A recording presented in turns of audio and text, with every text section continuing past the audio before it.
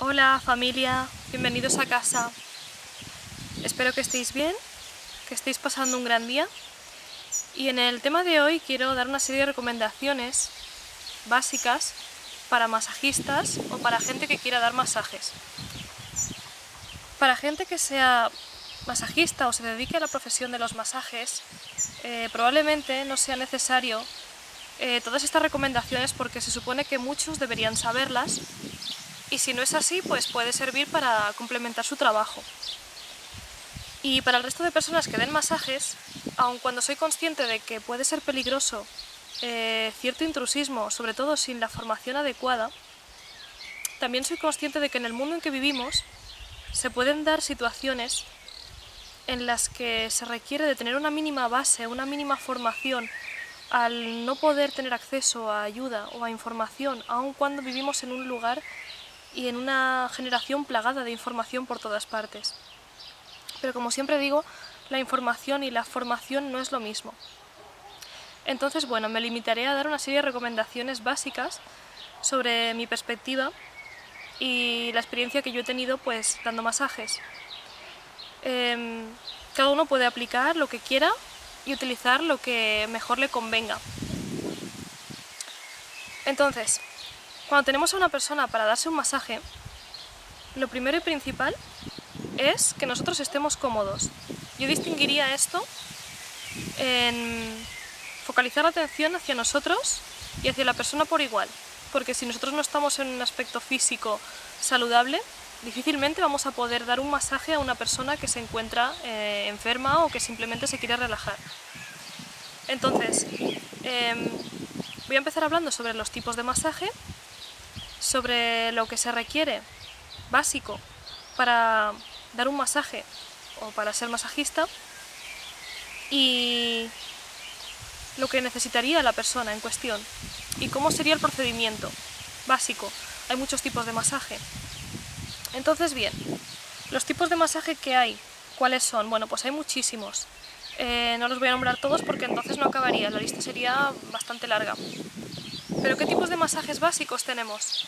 Tenemos el relajante, el descontracturante, el tonificante, el energizante, bioenergético, masaje de meridianos, de acupuntura. Ahí dentro de este hay muchas técnicas y dentro de cada uno de los masajes hay muchas técnicas. Esos son algunos de los básicos, de los principales. También depende de la zona donde estemos, de la cultura. Pero básicamente estas recomendaciones, como digo, van a ser para cualquier tipo de masaje. Y son recomendaciones para la persona que va a dar el masaje, tanto si es un cuidador como si es un profesional, aunque los profesionales imagino que ya sabrán todo esto, incluso es posible que muchos puedan enseñarme a mí también. No me cierro a nada. Y bueno, pues vamos allá. ¿Qué es lo que se requiere para poder dar un masaje? Bueno, lo primero es estar en buena forma física, en condiciones físicas. Hay que estar bien hidratado, hay que saber respirar y hay que saber en qué posición uno se coloca a la hora de dar un masaje. Si bien es cierto que por lo general hay gente que colocando la camilla a la altura de la cadera le puede ser más sencillo, hay osteópatas, quiroprácticos, fisioterapeutas que tal vez necesiten trabajar con la camilla un poquito más baja, aunque esto ya depende del profesional. Los osteópatas y los quiroprácticos probablemente sí necesiten tener la camilla un poquito más baja, o lo bueno de todo esto es que tampoco hay una norma básica en este sentido, ya que cada profesional puede regular la altura de la camilla. Lo recomendable es tener una camilla que se pueda regular la altura, porque hay camillas que se han estado vendiendo que no son regulables y al final la gente lo que ha hecho ha sido venderlas. Y vale la pena comprar una buena camilla que sea ajustable, regulable, tanto en la cabecera como los pies, como lo que es la altura. Eso por un lado. Lo siguiente es la postura del masajista o de la persona que da el masaje. Lo principal es colocar en todo momento, aunque nos estemos desplazando tanto por un lado como por el otro de la persona, es colocar los pies a la altura de ambas caderas y de los hombros. Importante no utilizar los brazos directamente, salvo para técnicas concretas, sino tirar de utilizar el peso del cuerpo, el peso de la espalda, para hacer fuerza cuando hay que hacerla. Para no descargar todo en los brazos. Y tirar sobre todo de la fuerza del tronco. No digo de la columna porque no es solo la columna, es el conjunto. Y para mantener la postura, además de la posición de los pies y de hacer fuerza de forma indirecta con el tronco, para ello es muy importante mantener el core activo. ¿El core qué es? Bueno, pues el core, dicho de una forma coloquial o de una forma más sencilla para que todos entiendan, el core es el conjunto de vísceras, de órganos y también a nivel muscular que sostiene lo que es el tronco, la parte del abdomen. El core es el abdomen. Entonces, cuando hablamos de activar el core o la faja abdominal, lo que estamos diciendo es contraer los músculos del abdomen hacia adentro, pero sin tampoco ahogarse. Simplemente una firme sujeción para mantener la postura y no dañar la columna ante todo movimiento que hagamos. Evitar hacer giros, en vez de hacer giros, hacer desplazamientos con los pies a nivel lateral. Y todo esto es realmente importante. Y sobre todo, ya no solo alinear los pies a la altura de las caderas y los hombros, sino activar el core o la faja abdominal o simplemente tensar lo que es el abdomen para mantener la postura, hacer desplazamientos laterales y también lo que es flexionar las rodillas, doblar un poco las rodillitas para no estar tensos, para intentar repartir la tensión de mantener la postura y de estar haciendo el trabajo que estamos haciendo, intentar repartirlo en los puntos donde hay articulaciones. Eso en cuanto a la postura a la que vamos a trabajar. Yo siempre lo recomiendo y yo siempre he intentado hacerlo, especialmente si ha habido ocasión entre una persona y otra, entre masaje y masaje, y si no hay tiempo, pues cuando ya uno lleva media hora o una hora de masaje, porque esto depende de cada profesional. Y también depende de si estamos haciendo un masaje a un amigo, a un familiar. También digo que yo no me metería a hacer masajes a personas que tienen cánceres, hernias discales, embarazadas, tocando ciertos puntos, sobre todo si no se es experto en el tema. Si se trata de simplemente hacer un masaje para relajar o para favorecer el contacto físico con alguien que amamos o con alguien que queremos, alguien cercano, entonces sí. También hay masajes de tipo erótico. No vamos a descartar esa clase de masajes.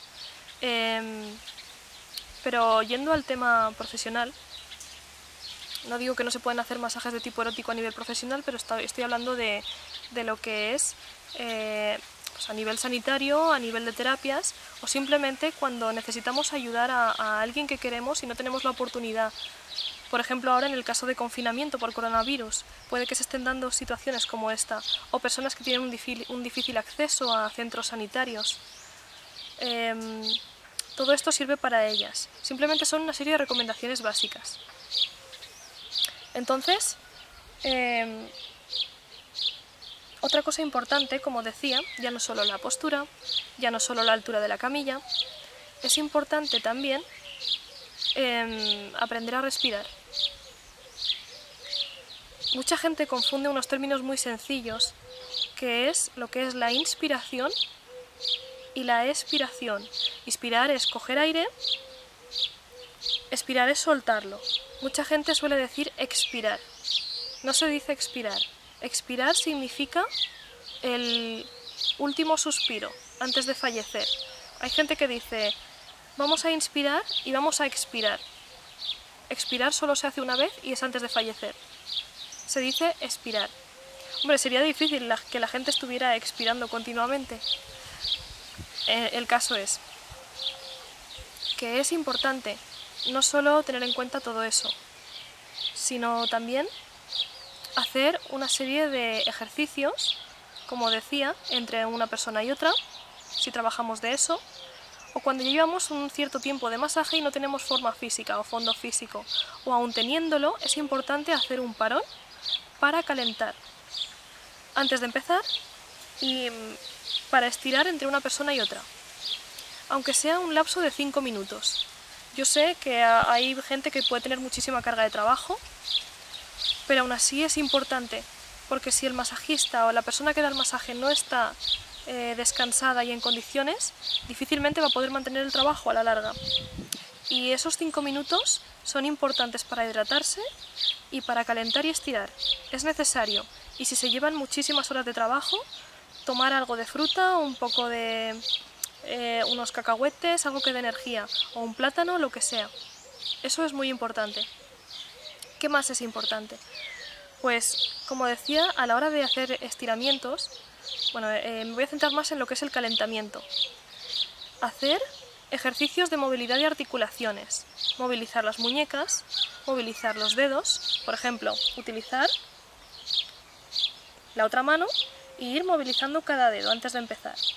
Con una mano, no sé si lo veis bien, y con la otra.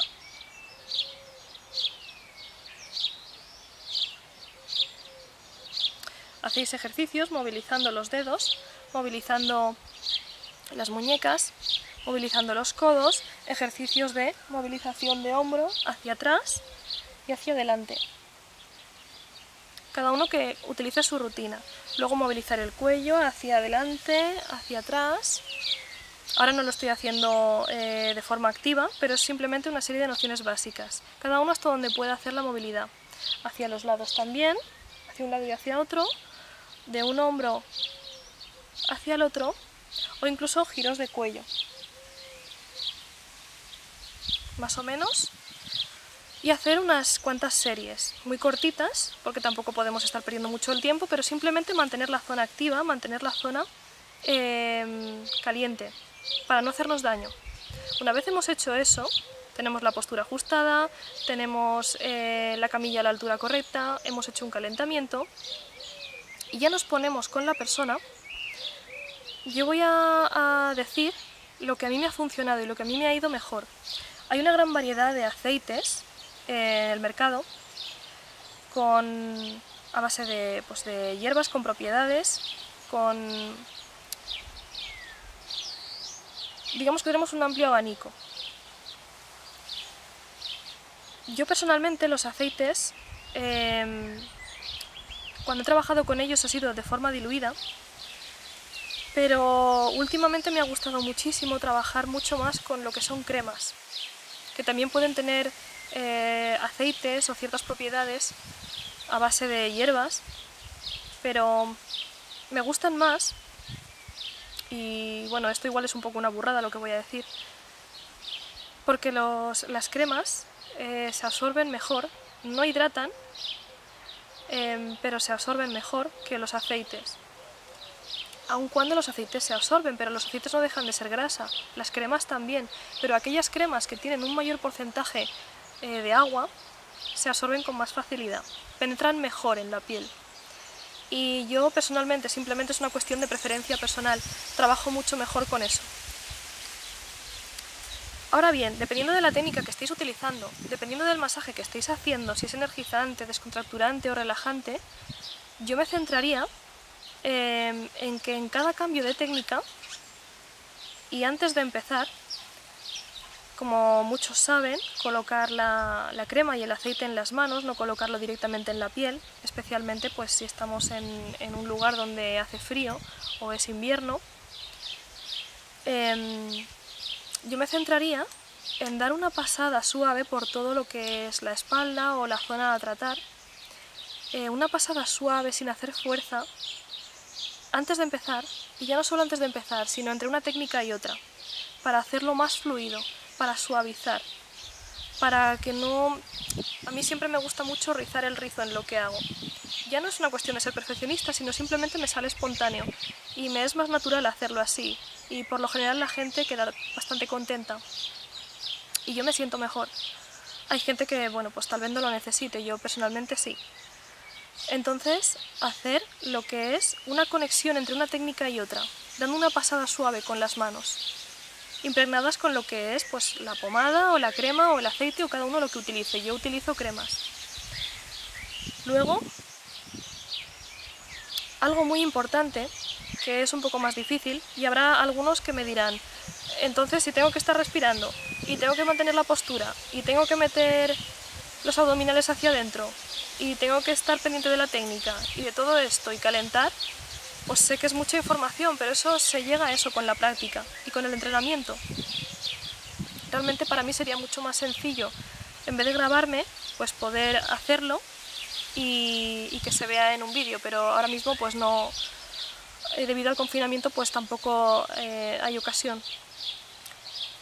Entonces, yo lo que yo solía hacer, esto ya no es algo que a mí me hayan enseñado, sino que yo lo he ido aprendiendo, me ha ido surgiendo con la práctica, incluso antes de estudiar masaje. Ya intentaba hacer, pero sin pasarme, porque sabía que me podía estar metiendo en un terreno que yo no dominaba, y yo no quería tampoco dar masajes a gente en ciertos estados más delicados, como por ejemplo gente con tumores o mujeres embarazadas, que hay puntos que conviene evitar en el cuerpo. No hay que tener miedo, pero hay puntos que conviene evitar. Pues yo me planteaba todas estas cosas, y a lo que voy es el hecho de conectar con la persona, y si es posible desde el primer momento. Esto es algo muy importante. También depende del grado de receptividad que tenga la persona que ha venido a vernos o con la que estemos. No todo el mundo va a ser igual, no todo el mundo va a tener el mismo grado de receptividad. Entonces es importante adaptarse a eso. Hay gente que necesitará que no seamos tan invasivos, no solo a nivel físico, sino a nivel energético también. Hay gente que se retrae muchísimo, sobre todo cuando se expone a técnicas físicas, porque o bien tienen un patrón evasivo o tienen miedo al contacto por experiencias dolorosas, mil y una historias. Incluso puede haber gente que puede que sea el caso contrario, gente con patrones más que evasivos, ansiosos, gente que necesita que la toquen muchísimo o que incluso se sobrepase en el contacto. Ahí deberemos poner nosotros nuestra parte de moderación y de firmeza y mostrarnos más neutros, y sobre todo siempre adaptarnos a la persona, sin perder adaptación a nosotros mismos, y no consentir que nadie se sobrepase, pero tampoco favorecer la desconfianza en personas que tienen un patrón evasivo. Por lo general, una persona que va a hacerse un masaje es alguien que ya va con esa receptividad, con esa disposición, pero hay gente que aún así está muy cerrada por el estrés, por las experiencias que han vivido, por mil y una cosas que podría decir. Entonces ahí es importante tener mucha paciencia, tener mucha confianza, mostrar mucha seguridad y transmitírselo a ellos, y poco a poco, si van recibiendo bastantes sesiones por vuestra parte, ir mostrándoles esa seguridad, e incluso trabajar con ellos después del masaje o antes, hacerles conscientes de lo que supone el contacto físico con ellos, y decirles, por ejemplo, pues oye, he notado que estás más tenso, o que te cuesta abrirte, o que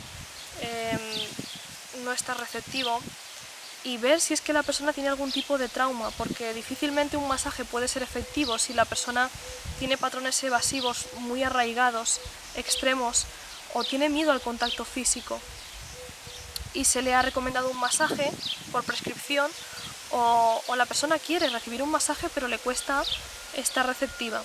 Todo esto es bueno también tratarlo con ellos. Habrá momentos en que la persona necesitará hablar durante el masaje, o que le habléis durante el masaje, y otras completamente todo lo contrario, no decirles nada porque ya vienen bastante cargadas. Es un error bastante común ponerse a hablar con ellos mientras se le están haciendo cosas, porque se tensan más. Incluso hay veces que muchos de ellos cuentan su vida o lo que les preocupa mientras están recibiendo el masaje, entonces a nivel psicoenergético el músculo se bloquea. no se relaja y el trabajo no es efectivo que estamos haciendo. Hay otros que tal vez se bloqueen si estamos todo el tiempo sin decir ni media y tampoco les permitimos que se expresen. Entonces creo que esto es algo muy fluido, muy recíproco y que depende de la persona. Yo el tiempo que he ido a quiroprácticos, a osteópatas o masajistas me ha servido de mucho porque he aprendido esto y había gente que se pasaba todo el tiempo hablándome y me empujaba a hablar y yo necesitaba estar callada porque me dolía muchísimo, porque no me encontraba bien y porque solo necesitaba calmarme. Precisamente iba ahí a calmarme, no a retroalimentar todo eso. Y luego, en cambio, he ido a otras personas que han estado calladas todo el tiempo y ya no solo es que no han hablado ellas, sino que además no me han dejado hablar. Entonces todo esto tiene un fondo de base, tiene una justificación. Y por eso digo que os adaptéis, que seáis fluidos, flexibles, que os adaptéis y que los permitáis adaptarse a ellos, a vosotros. Y no se trata de estar callado, o de estar hablando, o de que la persona esté callada o esté hablando. Incluso nosotros mismos no estamos cada día igual, ni ellos tampoco. Entonces es algo que se ha de ir intuyendo con el tacto, con la mirada, con lo que la persona está proyectando, con lo que vosotros